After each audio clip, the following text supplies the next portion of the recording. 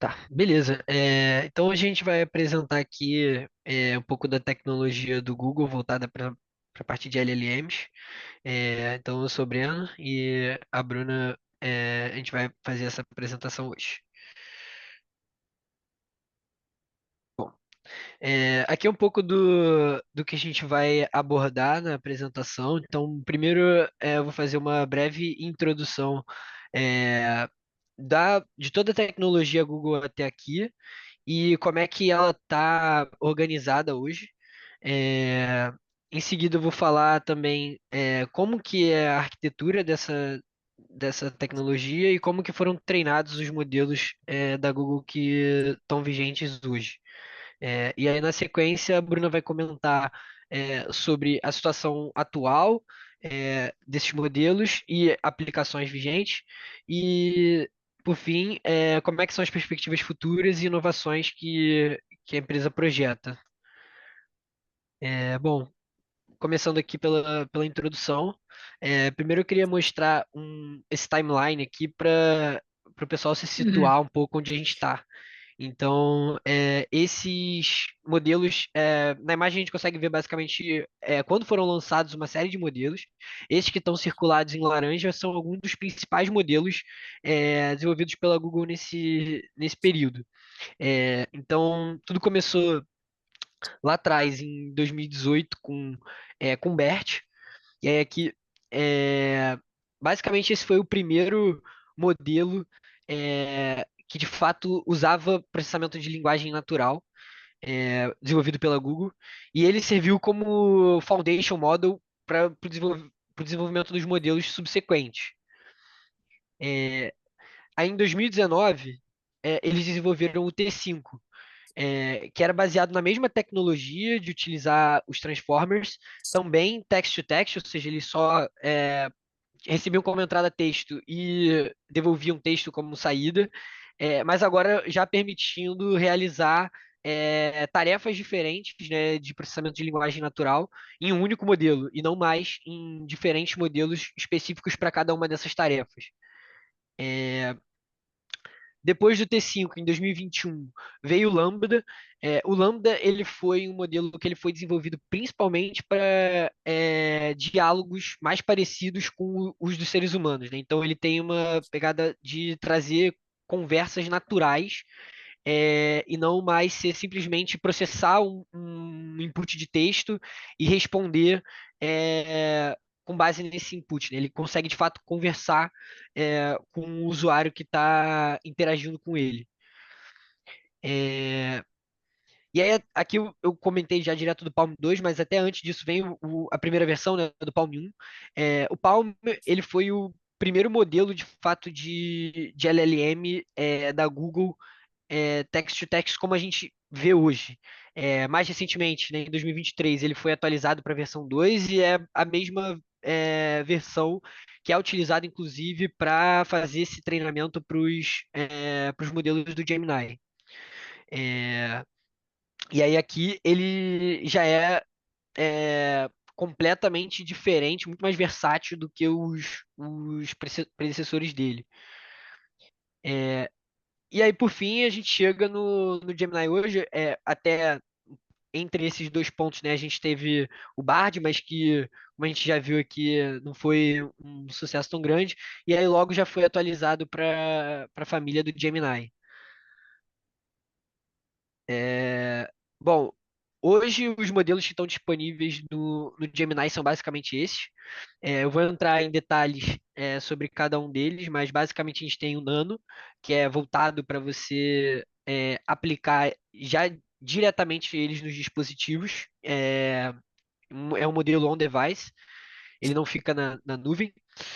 O Flash, o Pro e o Ultra, que são muito parecidos no geral. A principal diferença entre eles é o tamanho do modelo.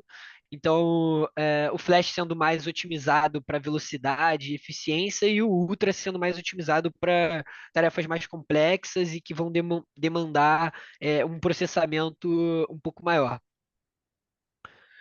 Então, bom, começando aqui pelo Nano, como eu falei, né, ele é desenvolvido.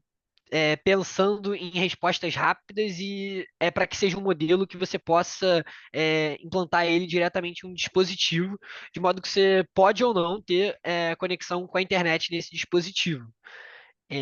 Então, ele foi desenvolvido, né, para conseguir ter uma interpretação de imagem mais clara e rica, tradução de fala resumo de textos. Isso, como vocês podem perceber, ele é realmente pensado para você colocar ele diretamente no smartphone, por exemplo, porque essas são as principais funcionalidades que você usaria nesse tipo de dispositivo. Então, no momento que ele foi desenvolvido, ele teve um fine-tuning aí para performar bem nessas tarefas.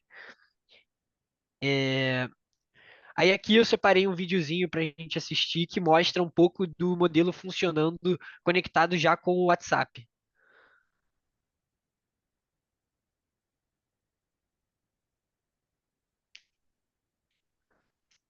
Então, como vocês podem perceber, as respostas sugeridas elas são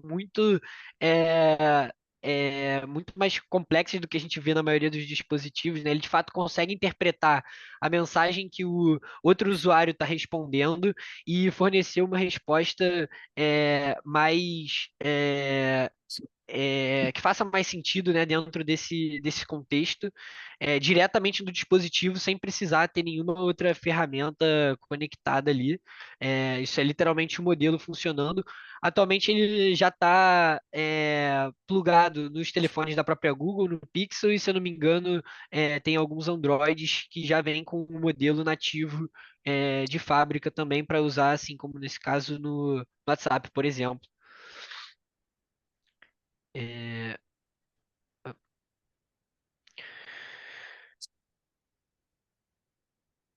Bom, o próximo modelo que eu vou falar aqui é sobre o 1.5 Flash. Então, dentre aqueles quatro modelos que eu citei, dois deles já tiveram atualizações para a versão 1.5, foi o Flash e o Pro. Então, aqui no 1.5 Flash, a ideia era que fosse um modelo já não mais pensado para rodar diretamente nos dispositivos móveis, né? Ele seria algo que você instalaria no seu computador, por exemplo. É, ou rodaria direto da nuvem, mas ele é pensado para ser um modelo mais leve, então você não precisaria de tantos recursos para executar as queries nem nada do tipo. É, e para ele ser cost efficient, ou seja, ele não consumir, é, ele não ser tão caro, né? As requisições via API dele, elas não são tão caras, até pelo fato dele não consumir tantos recursos e ainda assim manter um contexto longo, uma janela de contexto bem longo.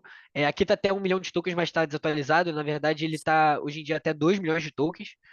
É, então, ele é pensado para para dar respostas, né, em menos de um segundo, né? Ele já começar o primeiro token em menos de um segundo, o que serve já a maioria dos casos. É, Ele tem uma qualidade bem acima da média comparado com o tamanho dele, de fato. Então, quando você pega modelos, né, que têm uma performance semelhante, eles vão ser bem mais largos e vão ser bem mais caros, né, o consumo por token do que o Flash no geral. É, ele ainda foi todo desenvolvido para processar contextos bem grandes, como eu falei, 2 milhões de tokens é bastante coisa. Hoje você tem a maioria dos modelos aí rodando, vai em torno de 128 mil tokens, 256 mil tokens, então 2 milhões de tokens realmente para o tamanho dele, bastante coisa. É, o próximo modelo, então, que recebeu atualização foi o Pro. Esse daqui já foi pensado não mais para ser tão eficiente em termos de custo, mas sim de performance. Então, a ideia aqui era que ele conseguisse é, resolver uma série de tarefas com uma assertividade bem maior, independente do custo que isso fosse trazer. É, então, aqui ficou invertido. Esse aqui, na verdade, ele hoje em dia já está em 10 milhões de tokens, e o que é realmente bastante coisa. Isso acaba que torna ele bem relevante quando a gente está falando de contextos multimodais. Então, você consegue imputar como entrada um vídeo ou então um documento extremamente grande, sem prejudicar a performance dele. Então, isso foi muito importante para atingir o tamanho que ele tem hoje nessa questão da multimodalidade, sem prejudicar a acurácia dele, obviamente. Aqui um videozinho mostrando ele funcionando até 1 milhão de tokens.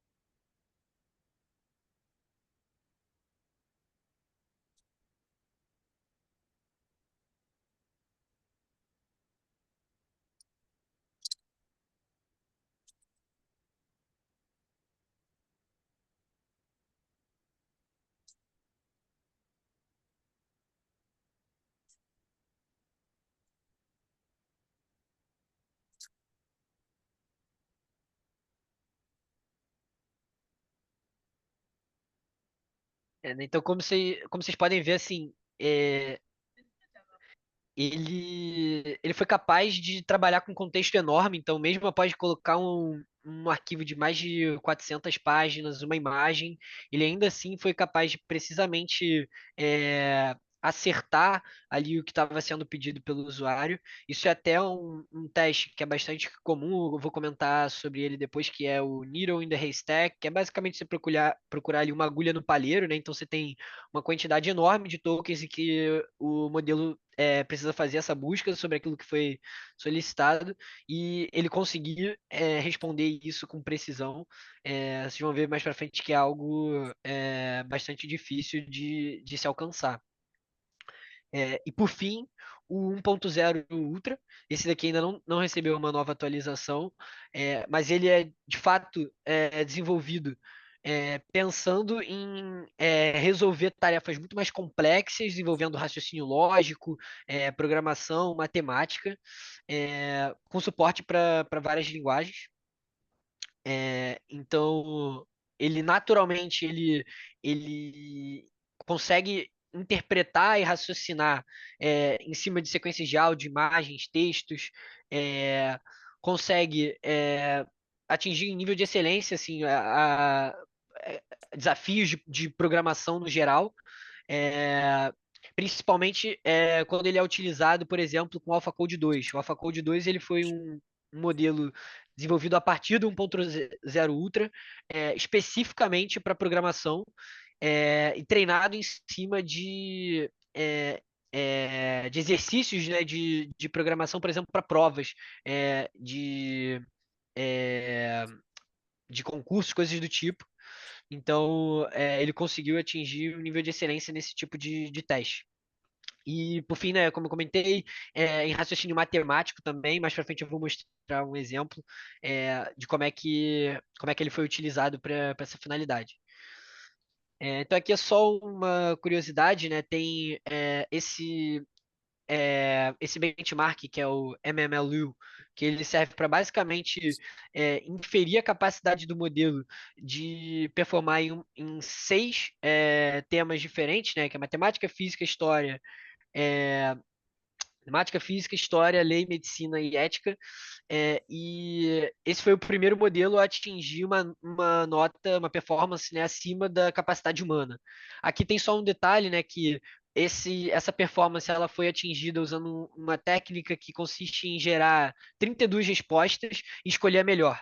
Então, mais para frente eu vou mostrar outros resultados desse benchmark que comparam com uma única resposta, vocês vão ver que o resultado é bem inferior, mas isso aqui foi só para provar de que o modelo de fato ele consegue atingir uma performance a nível de raciocínio humano, é, utilizando a técnica correta, né? Aqui é mostrando o modelo explicando raciocínio em matemática e física.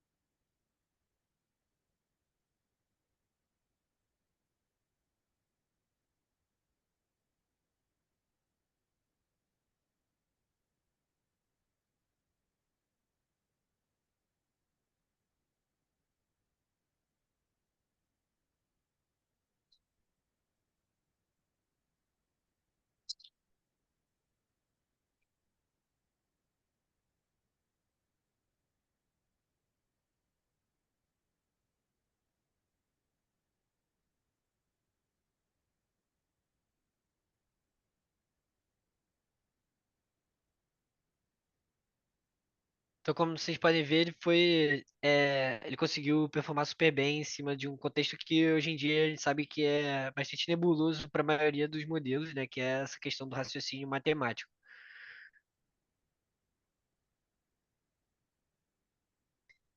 É, Bom, então, indo mais a fundo aqui nos benchmarks, de fato, né? é, os modelos eles foram avaliados usando uma série de benchmarks internos e externos por parte da Google. é, e foi avaliado também em tipos de tarefas diferentes, né? Então, tanto de interpretação de linguagem, codificação, raciocínio lógico, e trabalhando com múltiplas entradas de tipos diferentes para o desenvolvimento de certas tarefas. É, é, e aí, esses benchmarks, né? Tem tanto benchmarks acadêmicos, como esse que eu comentei, MMLU e o GSM8K, que envolvem esse último, né, que envolve desafios de programação. é, e essa performance ela foi avaliada, né, tanto para os modelos pré-treinamento como pós-treinamento, para você conseguir medir as capacidades dele para cada caso de uso especificamente, né? E por fim, né, se ele era capaz de usar modais diferentes de raciocínio para exercer uma tarefa. Então, como o exemplo do vídeo lá, ele recebeu uma imagem, um desenho, e conseguia encontrar em que momento esse desenho estaria acontecendo no vídeo, por exemplo. Então, aqui é um comparativo de como que esses modelos performaram nos principais testes aqui no caso de raciocínio multimodal. Então, como vocês podem ver, depois do lançamento das versões 1.5, o Pro já consegue ser até melhor do que a versão inicial do Ultra, na maioria dos casos. E até o Flash ali é, tendo um certo destaque, perto do Ultra, por exemplo, na questão de ciência a nível escolar. É, Esses números, como eu comentei antes, eles são utilizando a técnica de one shot, que é basicamente uma única resposta.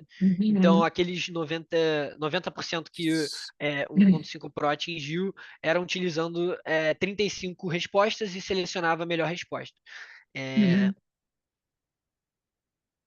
Aqui é mostrando a performance dele em alguns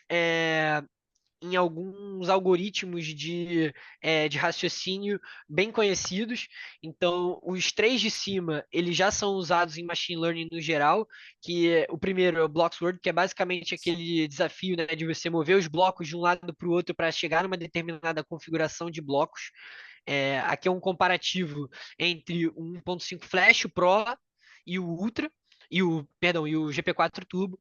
É, Nesse aqui, o GPT-4 foi melhor, mas como vocês podem ver nos outros desafios, o 1.5 Pro ele foi muito além. Esse segundo, de logística, ele consiste em você é, tem uma série de caixas que você precisa entregar entre diferentes cidades e você precisa escolher as melhores combinações de ônibus e avião, sendo ônibus para ser usado dentro da cidade e avião para ser usado entre as cidades, para escolher a melhor rota possível. É, o mini grid, eu não me lembro muito bem desse algoritmo, mas os outros dois são mais de uso popular, que seria para planejamento de viagens e planejamentos de calendário para organizar o melhor calendário possível. É, Aqui é um comparativo na questão do raciocínio matemático. É, então, depois do lançamento do 1.5, eles fizeram outro modelo baseado no 1.5 Pro, é, exclusivo para uso matemático. Como vocês podem ver, ele performa muito além dos outros modelos da concorrência, como aqui eu coloquei como comparativo o Cloud 3 e o GPT-4 Turbo. Então vocês veem que para diversos benchmarks de matemática, ele continua sendo muito acima. Aqui é um exemplo de como que foi essa evolução é, até o 1.5 Pro no tipo de resposta que ele dá. Então, aqui é o exemplo de uma resposta do 1.5 Pro sem o modelo matemático em cima. É, bom, não vou ler aqui toda a resolução, mas ele basicamente resolve a questão toda corretamente, chega numa conclusão que não faz sentido, e ele lá no final ele começou a alucinar. É, e aí aqui já no especializado para matemática, ele, além de conseguir uma resposta muito mais concisa, ele chegou na resposta correta sem alucinar em nenhum momento. Então, é um exemplo de como que você fazer esse fine-tuning do modelo, especializando ele para uma tarefa específica, pode melhorar bastante a performance dele para resolver esse tipo de problema. Bom, então, essa é um pouco da situação como a gente tem hoje dos modelos da Google. E eu vou falar um pouco agora sobre a arquitetura e o treinamento. Bom, das arquiteturas dos modelos, eles basicamente foram treinados é, para em larga escala, né, para conseguir suportar todo esse contexto que eu comentei de 10 milhões de tokens. E aí, desde o 1.0 Pro até o 1.5, foram uma série de mudanças na arquitetura que eles tiveram que fazer para conseguir otimizar isso. É, Aqui é mostrando um pouco daquele benchmark que eu comentei, Needle in the Haystack. Então, como que essa modificação na arquitetura conseguiu performar, mesmo com essa quantidade grande de tokens, uma performance bem interessante nesse tipo de benchmark. Aqui em verde, vocês veem todas as respostas, né, bem-sucedidas, e em vermelho as mal-sucedidas.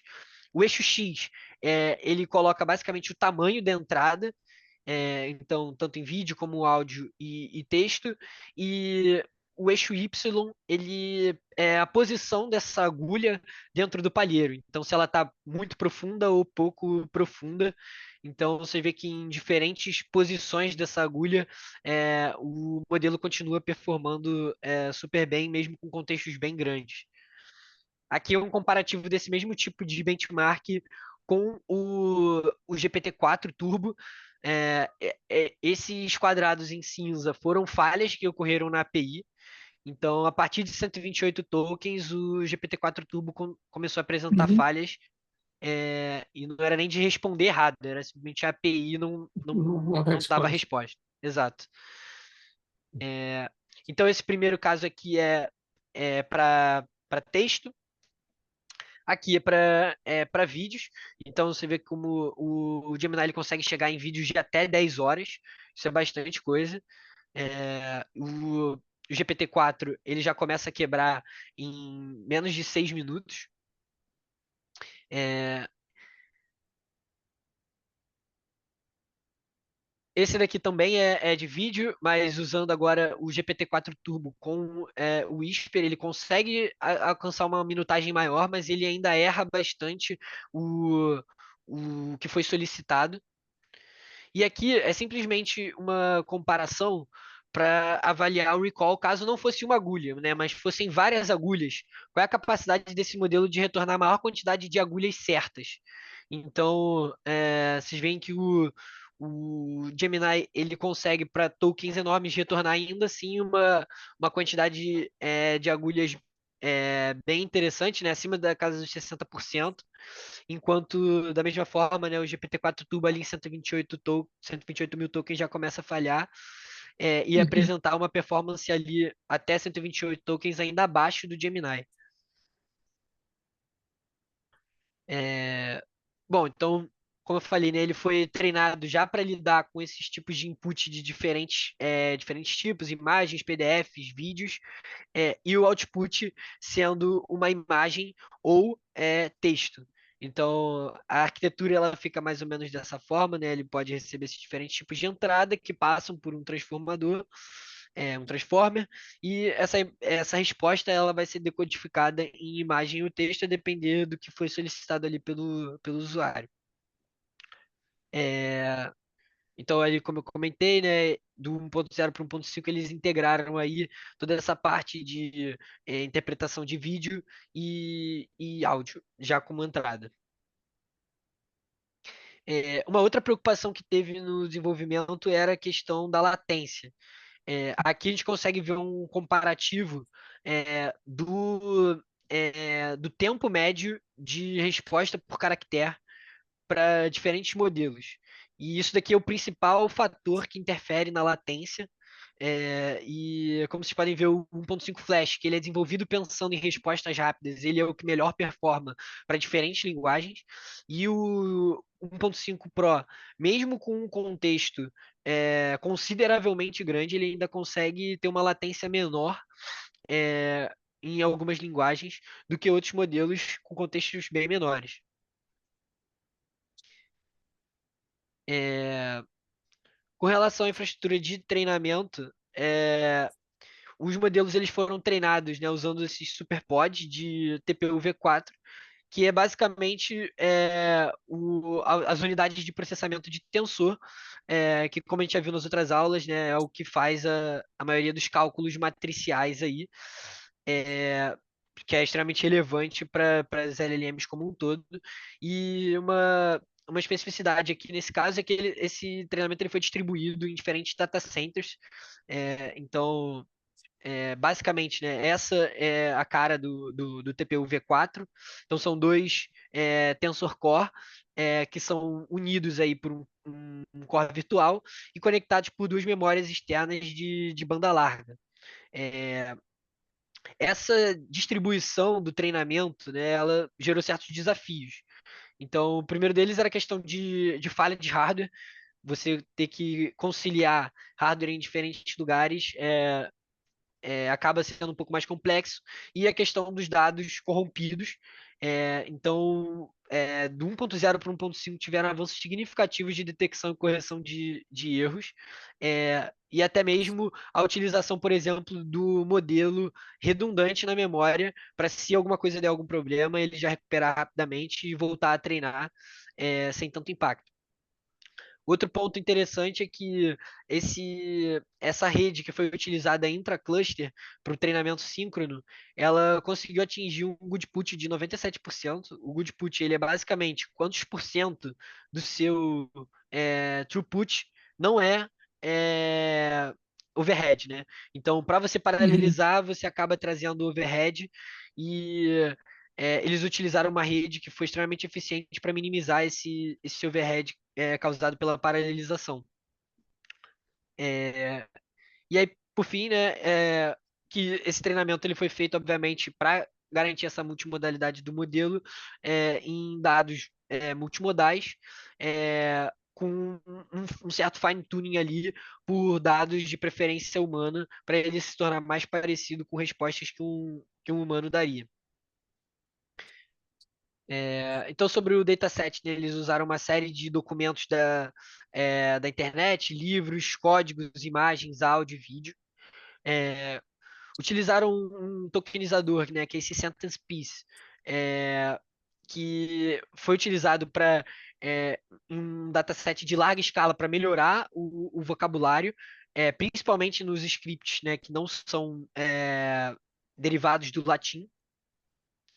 É, e aí a proposta ali de treinamento foi pensando sempre inversamente proporcional ao tamanho do modelo, né? O dataset de treinamento ele é inversamente proporcional ao tamanho do modelo, para garantir que esses modelos menores, como o Flash e o Nano, eles conseguissem ter uma performance boa, mesmo com um tamanho de modelo muito melhor, muito menor, né? Com uma quantidade de parâmetros muito menor para treinar o modelo.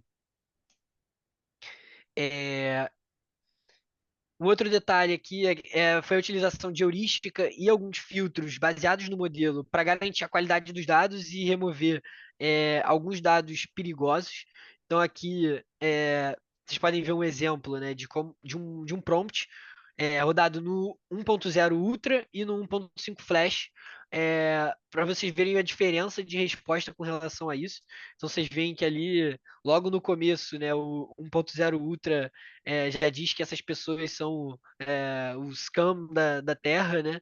E o 1.5 Flash, ele já consegue contornar essa situação de uma forma muito mais inteligente aí, por conta dessa preocupação que teve no treinamento do 1.0 para o 1.5. E por fim, foi a utilização dos dados de treinamento de forma dinâmica. Então, ao longo do treinamento, a composição dos dados de treinamento ela foi modificada para enfatizar uma melhoria em um determinado domínio relevante para aquele momento ali. Bom, e acho que da minha parte era isso, da parte de arquitetura e treinamento. E aí agora a Bruna vai falar um pouco mais desses outros pontos. Isso, eu vou começar falando da situação atual e das aplicações atuais também dos modelos Gemini.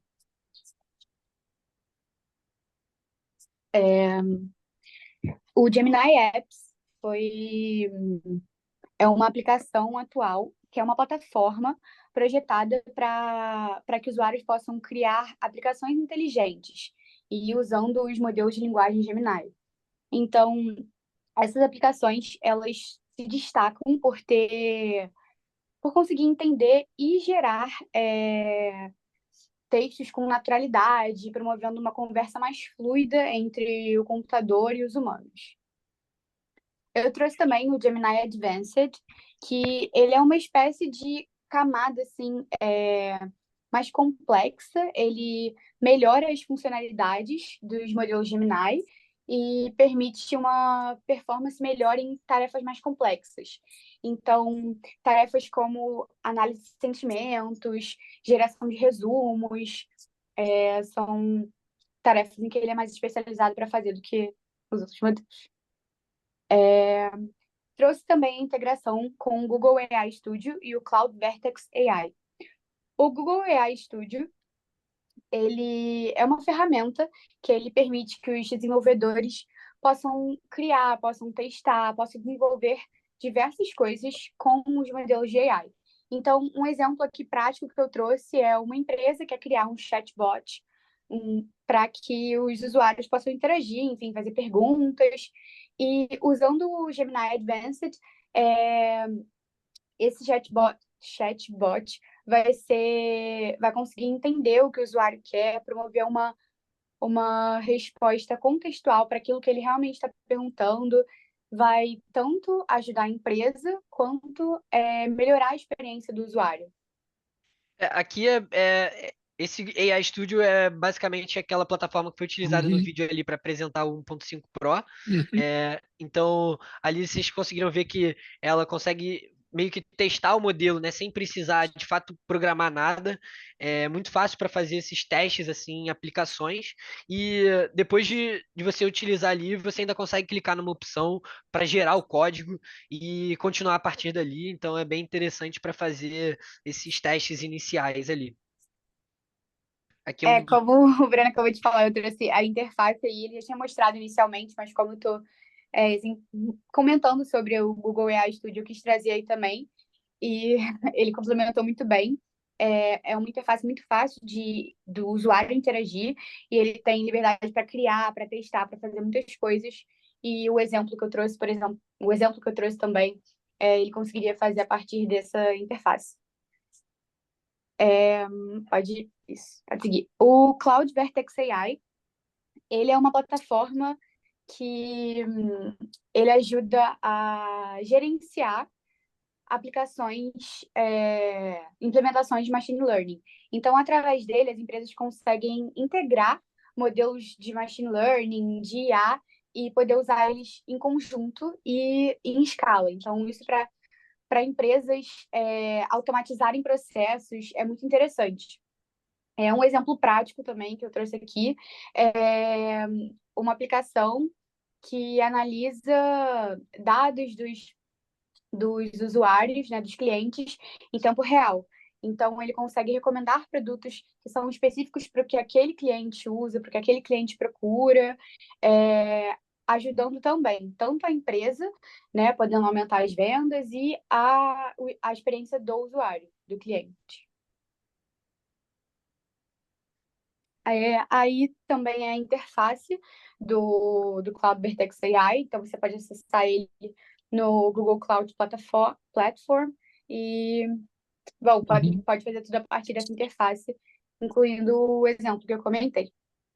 E o legal ali é que ele tem uma espécie de marketplace ali de modelos, né? Então você consegue tanto explorar modelos diferentes e saindo ali do Google AI Studio, você pegando o código, você conecta direto no Vertex AI, e consegue fazer as chamadas via API, aí como a Bruna falou, né? Você consegue fazer os mesmos testes que você estava fazendo ali no AI Studio, em larga escala de uma forma bem simplificada. Bom, outra aplicação interessante, atual, é, são as ferramentas que a Google está conseguindo se conectar. Então, ela está desenvolvendo diversos produtos e aumentando a produtividade do usuário. Enfim, uma das ferramentas é o Google Docs. Então, ele está integrado, o Gemini está integrado no Google Docs atualmente, a gente já consegue usar. E isso permite que o usuário possa pedir para ele gerar algum conteúdo sobre uma apresentação que está sendo feita, até sugerir edições, criar resumos. Enfim, isso ajuda o usuário tanto a ter um brainstorm de ideias, ele pode melhorar o texto e ajuda muito, principalmente, a produtividade do usuário. Então, é uma ferramenta que muito legal. A Gemini está sendo inserida, está sendo. Uhum. Como é que fala? Está juntando com o Google, porque é uma coisa muito comum. Eu falo, mesmo fazendo trabalhos, às vezes eu preciso de ideias, eu preciso de alguma ajuda e eu vou lá no ChatGPT, por exemplo, e faço a pergunta, uso um prompt, colo lá no Google Docs. Então, ter isso integrado já nessa ferramenta eu achei muito interessante. Uhum. Outra ferramenta é o Gmail. Então, a gente consegue pedir, da mesma forma, pedir um prompt e para ele gerar algum e-mail, tanto corporativo como mais informal, mais formal. Além dele poder gerar esse e-mail, ele pode responder também a um e-mail que você recebeu. Aqui eu trouxe a interface, então ele fica ali em cima do send, no e-mail, você consegue pedir uma ajuda, help me write, e diretamente no e-mail você consegue, bom, editar as respostas que ele te deu e coisas do tipo. É a mesma coisa que o Google Docs, eu achei super interessante, e não é uma coisa é uma novidade para mim, eu não sabia que isso já estava integrado no Gmail, assim, mas, enfim, eu achei muito interessante.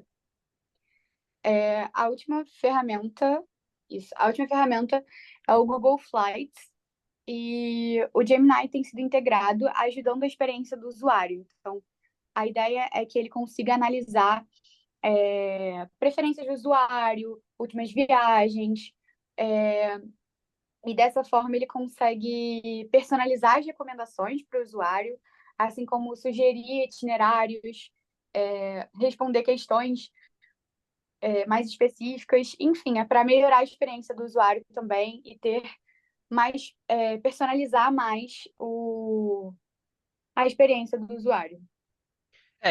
E acho que a tendência aqui é que isso acabe sendo um produto é, bastante utilizado aí pela Uhum. Google em termos de marketing, até porque, como vocês viram, né, ele a performance dos modelos para esse tipo de tarefa, né, tanto de planejamento de viagens, de logística, coisas que estão extremamente interligadas aí com o Google Flight.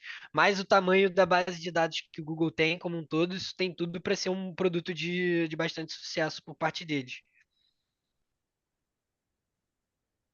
Bom, agora trazendo um pouco dos desafios, o Google LLM Technology tem implementado algumas iniciativas para os principais desafios, que são eles a segurança e o alinhamento com objetivos humanos.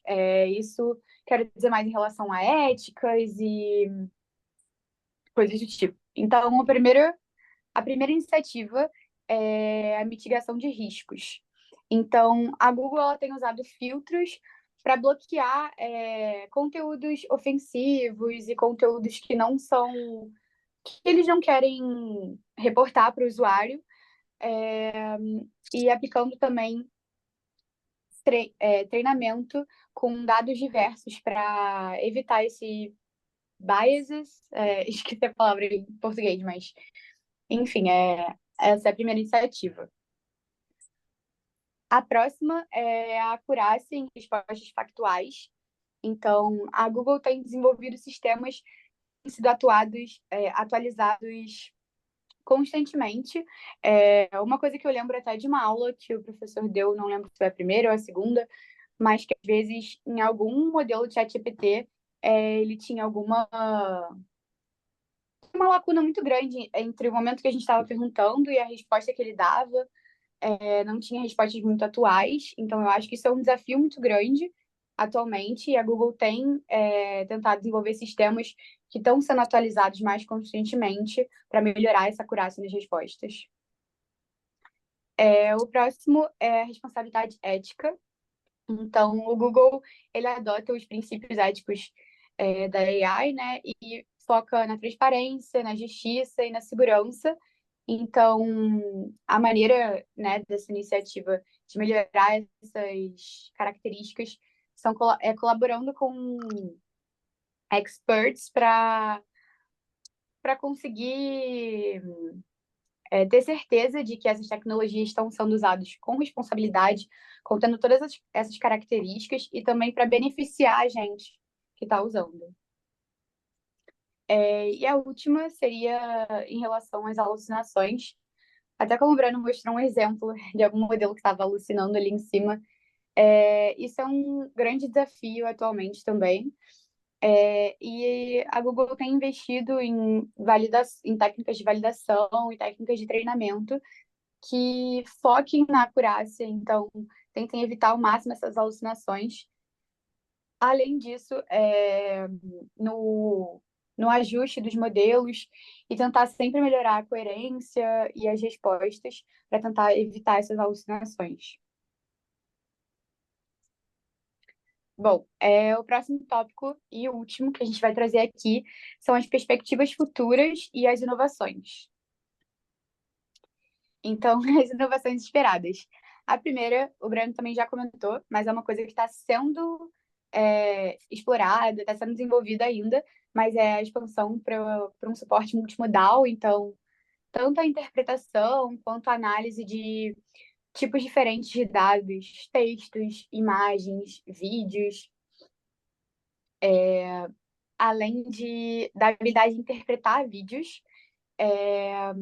Eu trouxe esse tópico separado principalmente porque o que me chamou a atenção foi a habilidade de interpretar vídeos longos. Então, além da AI conseguir captar, analisar cenas, identificar eventos, ela tem que se manter, tem que manter o conhecimento da história que o vídeo está passando, dos personagens em vídeo longos, isso é mais difícil.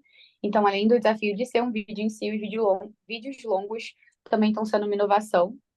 E isso. Os avanços no on-device computing, assim como o Breno já comentou inicialmente também, o Gemini Nano,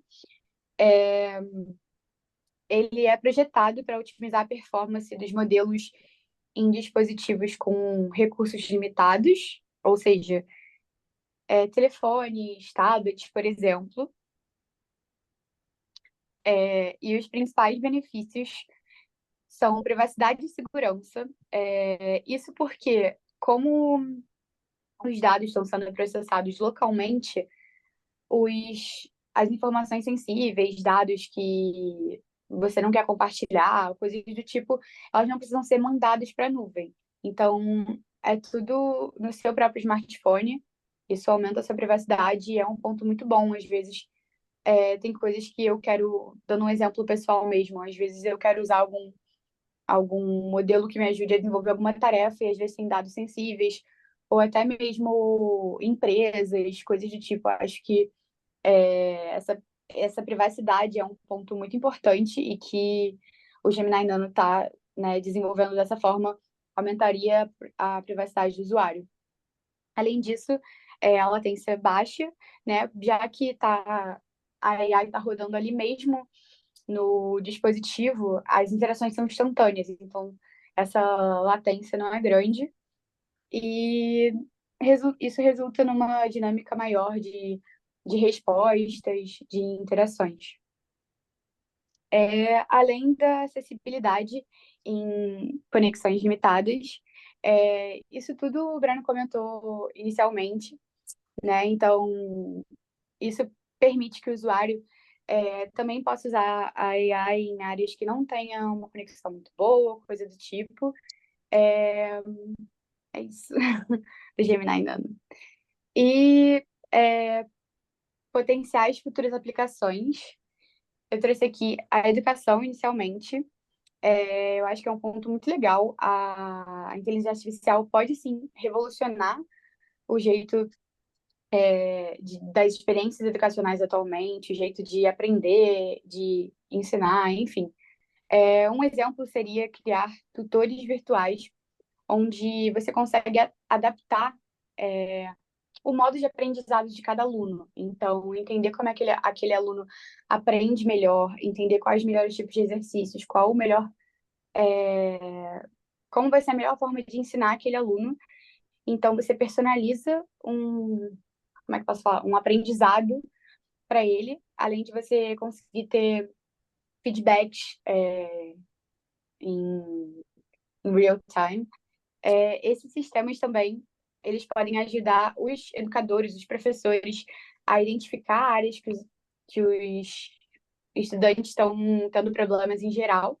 Então, isso pode promover né, um foco ali onde as pessoas estão tendo dificuldade. Identificar isso, às vezes, é muito difícil. Então, é um potencial que a AI pode ajudar também. Além disso, o campo da medicina. Hoje em dia já existem aplicações, muitos diagnósticos e tratamentos. Eu já vi alguns papers que ajudam a identificar algumas estruturas em imagens médicas, por exemplo. Eu acho essa área muito interessante e acho que é uma coisa que a gente conseguindo automatizar, são médicos que às vezes demoram muito tempo para identificar um diagnóstico numa imagem, alguma coisa do tipo, e que, né, a gente automatizando isso usando AI é um avanço muito significativo. Além disso, os modelos podem analisar volumes muito maiores de dados e de pacientes que um humano conseguiria fazer, então isso ajudaria muito os médicos. E também a telemedicina, um exemplo foi a pandemia, trouxe para a gente, principalmente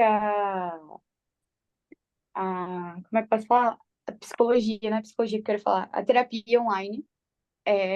Eu não conheço, tipo, eu digo isso porque, para mim, pelo menos no meu círculo pessoal, eu tenho muitos amigos que fazem terapia e não era muito comum isso. Depois da pandemia, onde foi uma necessidade, eu vejo isso acontecendo muito mais, tanto em terapia quanto em outros campos médicos em geral. E acho isso muito importante, tanto pelas consultas virtuais, mas também melhorando essa comunicação. Hoje em dia tem muitas coisas automáticas são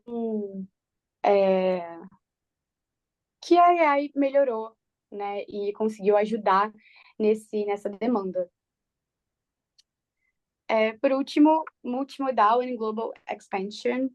Então, a Google ela tem expandido iniciativas para incluir tanto para incluir, para promover multilingual and multimodal inclusion e principalmente para ter uma expansão global e uma aplicação global do Gemini Models. Então,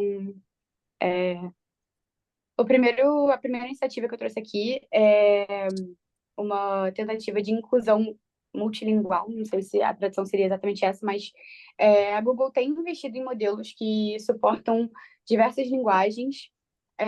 Um exemplo que o Breno trouxe também mostrava o tempo de latência entre alguns modelos, mas mostrava algumas linguagens também.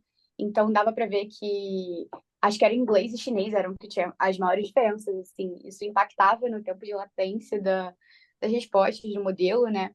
Então eles investirem nisso eu acho muito importante. Eu lembro inicialmente quando a gente usava os modelos, eu pelo menos quando eu estava experimentando o chat GPT, assim, algum tempo atrás, era muito diferente as respostas que eu recebia em inglês e em português, eram claramente muito mais coerentes as respostas em inglês. Então, é uma coisa que a Google está investindo e, além de, né, ter essa melhora na eficiência das respostas em diversas línguas, isso também promove a acessibilidade de todo, todas as pessoas que quiserem usar, além de preservar línguas que não são tão faladas, que não são tão comuns, e, enfim, trazendo esse tópico mais democrático e relevante. Outra iniciativa é a experiência multimodal. Eu trouxe aqui, eu não vou falar muito, porque eu já comentei antes, mas é uma iniciativa que que participa dessa expansão global. Então, é muito importante a gente conseguir ter essa integração com a AI, tanto em textos, quanto imagens, quanto vídeos, faz parte dessa expansão. E o acesso em áreas com recursos limitados. Então, o Gemini Nano é um exemplo que se aplica aqui como um investimento em que eles estão fazendo nesse tópico, onde a Google está desenvolvendo soluções para que funcionem em aparelhos não tão caros, e acho que isso inclui os smartphones, né? Então, isso faz com que pessoas que às vezes não têm acesso a aparelhos tão potentes, aparelhos tão bons, consigam usar também os modelos de AI. E isso inclui conectividade também, então áreas que não têm aparelhos com recursos necessários ou conectividade necessária. E o Gemini Nano é uma aposta boa para resolver esse tópico. E, bom, Global Impact, é, eu acho que todas essas iniciativas acima estão impactando para isso, né? Essa expansão global. Então, promovendo uma inclusão digital de pessoas que não têm tantos acessos, às vezes não têm, não é tão democrático esse acesso, essa inclusão. Então, o Gemini Technology está trazendo isso, está fazendo um papel muito importante nesses desafios globais e expandindo também essa tecnologia. Bom, fechamos a agenda aqui e acredito que seja isso.